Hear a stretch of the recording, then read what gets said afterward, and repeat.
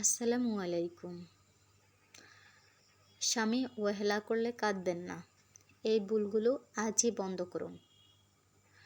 সংসারের সবচেয়ে প্রিয় মানুষটা যখন কথা বলা বন্ধ করে দেয়, তখন কি যে খারাপ লাগে তা কাউকে বোঝানো যাবে না।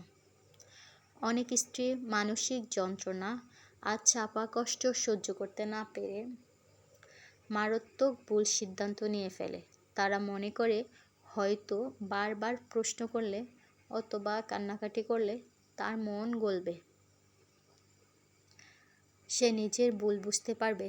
কিন্তু বাস্তব জীবনটা তার ঠিক উল্টো। আপনি তার সামনে যত বেশি কাঁদছেন, যত বেশি তার কাছে অবহেলার কারণ জানতে চাচ্ছেন, সে তত বেশি আপনার থেকে দূরে সরে যাচ্ছে। আপনার চোখের পানি তার কাছে কোনো মূল্যই নেই, বরং আপনার এই কান্না, ব্যাকুলতা তার কাছে আরও বিরক্তিকর কারণ হয়ে দাঁড়ায়। সে ভাবতে থাকে আপনি হয়তো তাকে ছাড়া চলতেই পারবেন না। তার এই ধারণাই অবহেলা আরও কয়েক গুণ বাড়িয়ে দেয়। কাঁদলে যদি সমস্যার সমাধান হয়ে যেত, তাহলে পৃথিবীতে কোনো নারী কষ্ট পেত না। কান্না করে কখনো পুরুষের মন জয় করা যায় না, কিংবা জোর করে কখনো ভালোবাসা আদায় করা যায় না।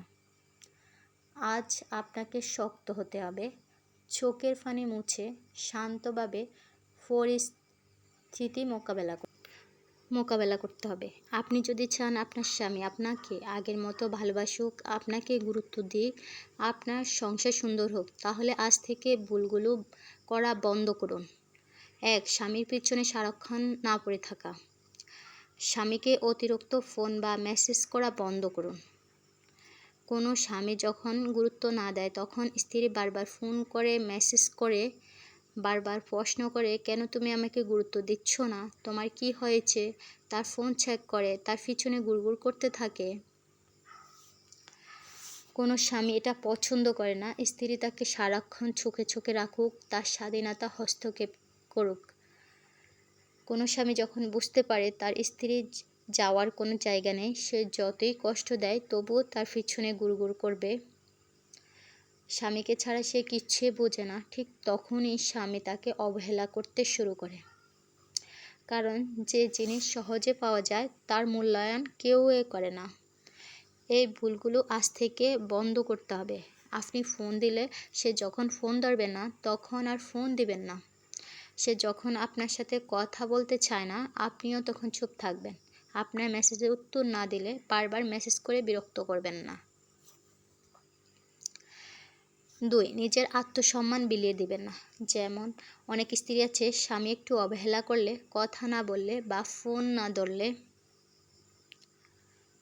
নিজের খাওয়া দাওয়া বন্ধ করে ঘরের কোণে চুপ করে পড়ে থাকে, কান্নাকাটি করে, নিজের কোনো যত্ন নেয় না। স্বামী যখন দেখে তার কারণে স্ত্রী কান্নাকাটি করে, খাওয়া দাওয়া বন্ধ করে দেয়, নিজের যত্ন নেয় না, ঠিক তখনই স্বামীও তাকে অবহেলা করে। যে নিজের যত্ন নিতে ভুলে যায়, তার যত্ন কেউ নেবে না, বরং এটা নিয়ে উপহাস করবে সে।